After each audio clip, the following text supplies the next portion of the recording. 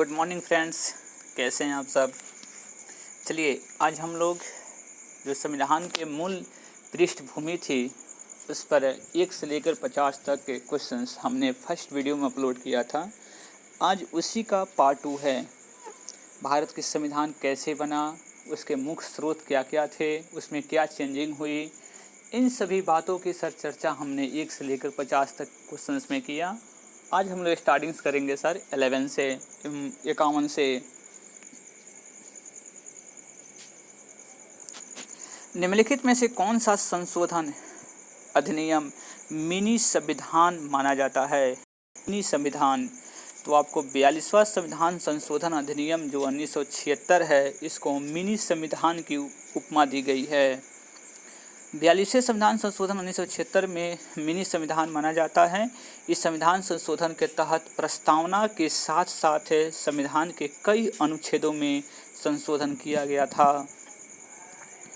52 number question है, भारत को एक गणराज्य मुख्य रूप से इसलिए माना जाता है क्योंकि यहाँ पे राजाध्यक्ष का चुनाव होता है, अर्थात प्रधानमंत्री का, मुख्यमंत्री का चुनाव होता है। भारत को एक गणराज्य इसलिए माना जाता है क्योंकि यहाँ राजाध्यक्ष का चुनाव होता है। भारत में राजाध्यक्ष का पद वंशानुगत नहीं होता, बल्कि वह जनता द्वारा चुने गए जनप्रतिनिधियों द्वारा एक निश्चित अवधि के लिए चुना जाता है।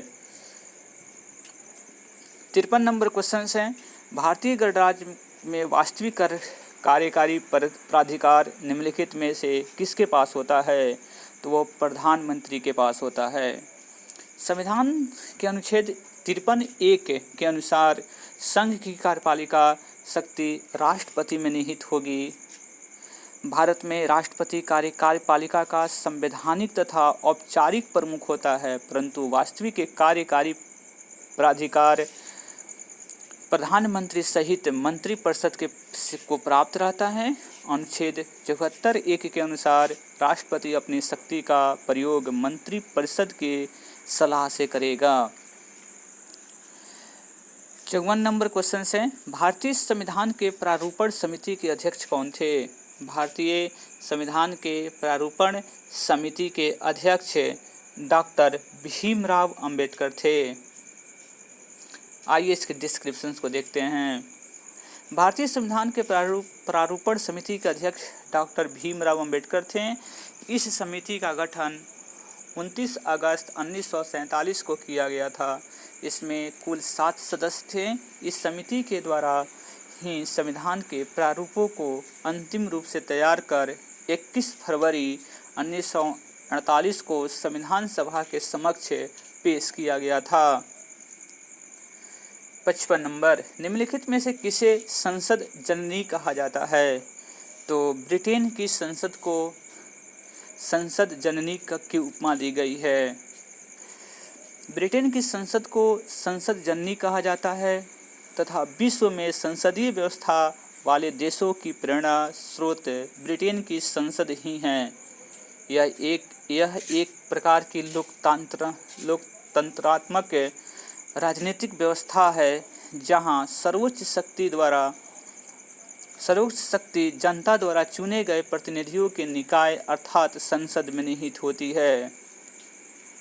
भारत में प्रथम आम चुनाव किस वर्ष किए गए थे, 1951 और 52 में। भारत में प्रथम आम चुनाव 25 अक्टूबर 1951 से 21 फरवरी 1952 के मध्य संपन्न हुए थे। 25 अक्टूबर 1951 और से 21 फरवरी 1952 के मध्य संपन्न हुए थे। कुल 489 लोकसभा सीटें के लिए इस हुए चुनाव में कांग्रेस पार्टी को जवाहरलाल नेहरू के नेतृत्व में 364 सीटों पर विजय प्राप्त हुई थी। 364, 489 में 364 सीटों पर प्राप्त हुई थी। भारत में एकल नागरिकता की अवधारणा अपनाई गई है इंग्लैंड से। एकल नागरिकता का कहाँ से लिया गया है, तो इंग्लैंड से। भारत में एकल नागरिकता की अवधारणा इंग्लैंड की संवैधानिक व्यवस्था से अपनाई गई है। दोहरी नागरिकता निम्नलिखित में से किसकी विशेषता है? आपको संघीय सरकार की। दोहरी विशेषता किसकी आपको दोहरी नागरिकता किसकी विशेषता है? तो संघीय सरकार की। संघीय सरकार में दोहरी नागरिकता संघ और राज्य की हो सकती है। अमेरिका की संघीय सरकार में दोहरी नागरिकता की व्यवस्था है। 59 नंबर, संविधान का कौन सा भाग नागरिकता के प्रावधानों को संबंधित है? तो भाग 2। भारतीय संविधान के भाग 2 में नागरिकता से संबंधित प्रावधान दिए गए हैं। यह प्रावधान अनुच्छेद 5 से 11 तक में सीमित समाहित है। नागरिकता का संबंधित प्रावधान अनुच्छेद 5 से 11 तक है। भारतीय संघवाद निकट है कनाडा से। भारतीय संघवाद कहाँ से लिया गया है? तो कनाडा से। भारतीय संविधान सभा में अमेरिकी या स्विट्जरलैंड की संघीय प्रणाली को न अपनाकर कनाडा की संघीय प्रणाली को अपनाया गया। अतः कहा जाता है भारतीय संघवाद कनाडा के निकट है। 61 नंबर, भारतीय संविधान ने भारतीय महासंघ की योजना किसके संविधान से ली गई है? भारतीय महासंघ की योजना कनाडा से। जहाँ भी संघीय आएगा वो कनाडा होगा। कनाडा के संविधान में सशक्त केंद्र के साथ संघनात्मक स्वरूप को अपनाया गया है। यद्यपि भारत में भी संघीय व्यवस्था को अपनाया गया है, किंतु अमेरिका संविधान के दोहरी नागरिकता के प्रावधान को देश हित में नहीं अपनाया गया। भारतीय संविधान ने सुदृढ़ केंद्र के साथ संघीय प्रणाली कहाँ से ली गई है? संघीय प्रणाली कनाडा से ली गई है। भारत के संविधान के निर्माता किसे माना गया है? तो डॉक्टर भीमराव अंबेडकर को भारतीय संविधान के निर्माता के रूप में माना गया है। भारत के संविधान का निर्माता डॉक्टर भीमराव अंबेडकर को माना जाता है। यह संविधान सभा के प्रारूप समिति के अध्यक्ष थे और इन्हीं के नेतृत्व में अंतिम रूप से संविधान का प्रारूपण किया गया था। 64 नंबर, भारतीय संविधान के आधारभूत अभिलक्षण कौन से हैं जिन्हें अनुच्छेद 368 के अंतर्गत संशोधित नहीं किया जा सकता? तो संप्रभुता, भूभागीय अखंडता, संघीय प्रणाली, न्यायिक समीक्षा और संसद की संसदीय प्रणाली। इसको कभी भी संशोधन नहीं किया जा सकता। डी ऑप्शन सही है। भारतीय संविधान के आधारभूत लक्षणों में संप्रभुता, भूभागीय अखंडता, संघीय प्रणाली, न्यायिक समीक्षा और शासन की संसदीय प्रणाली आदि शामिल हैं। इन्हें अनुच्छेद 368 के अधीन संशोधन नहीं किया जा सकता। वोमई केस में उच्चतम न्यायालय ने इस संविधान के आधारभूत लक्षणों को शामिल किया है। 65 नंबर, निम्नलिखित में से यूएसए के संविधान की विशेषताएं कौन सी है जो हमारे संविधान के निर्माताओं द्वारा ग्रहण की गई है? तो आपको मौलिक न्यायिक समीक्षा भी की गई है, मौलिक अधिकार, उच्चतम न्यायालय में न्यायाधीशों को हटाना। ये 3 ऐसे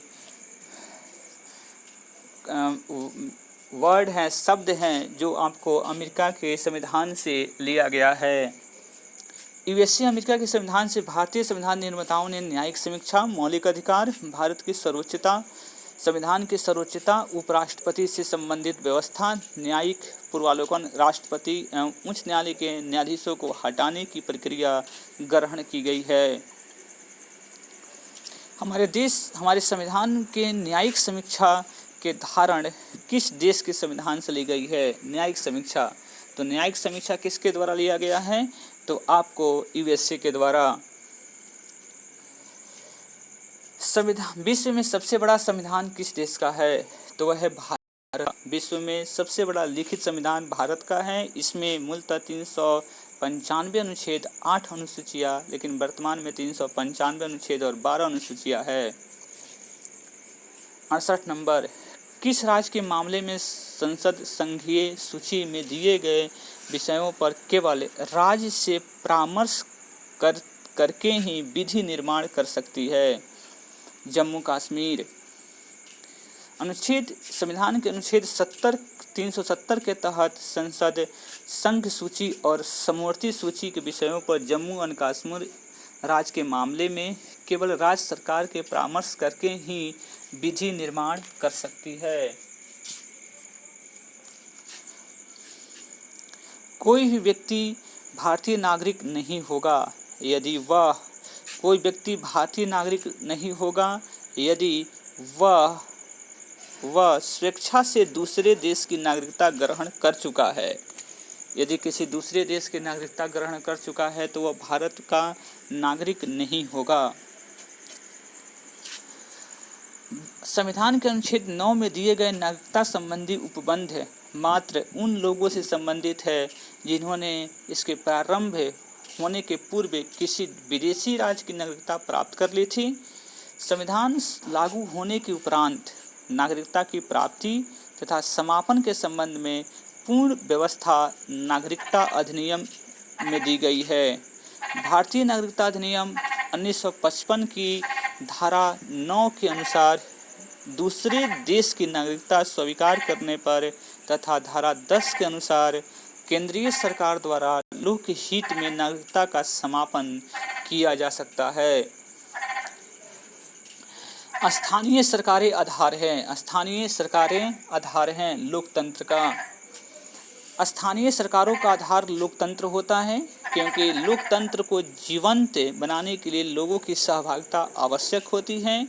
पंडित जवाहरलाल नेहरू ने कहा था कि गांव के लोगों को अधिकार सौंपने चाहिए, उनको काम करने दो, चाहे वो हजारों गलतियां करें, इससे डरने की आवश्यकता नहीं है। यह स्टेटमेंट पंडित जवाहरलाल नेहरू के द्वारा दिया गया था। 72 नंबर क्वेश्चन में स्वतंत्र भारत में निम्नलिखित में से कौन सी प्रणाली लोकतंत्र के वास्तविक आधार के ही विपरीत जाती है? आपको जाति व्यवस्था विपरीत हो जाती है। स्वतंत्र भारत के संबंध में परिकल्पना की गई थी कि लोकतांत्रिक शासन व्यवस्था की स्थापना के बाद जाति व्यवस्था का प्रभाव समाप्त हो जाएगा, किंतु स्वतंत्रता के 6 दशकों के बाद भी जाति व्यवस्था भारतीय राजनीतिक से घनिष्ठ संबंध स्थापित किए हुए है जो लोकतंत्र के वास्तविक आधार के विपरीत हैं। 73 नंबर क्वेश्चन, लोकतांत्रिक प्रणाली के लिए निम्न में से कौन सा तत्व आवश्यक है?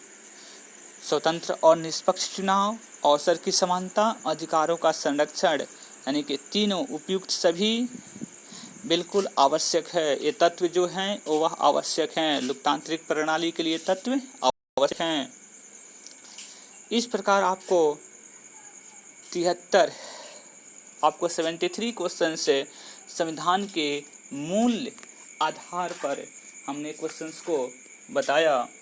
नेक्स्ट वीडियो में चलेंगे सर हम लोग आपको मूल अधिकार और मूल कर्तव्य के बारे में। ये तो आपकी पृष्ठभूमि थी, संविधान बनने की जितनी भी पृष्ठभूमि थी उस पे मात्र 73 क्वेश्चंस आपको दिए गए जो बहुत एग्ज़ाम की दृष्टि से सबसे इम्पोर्टेंट होंगे।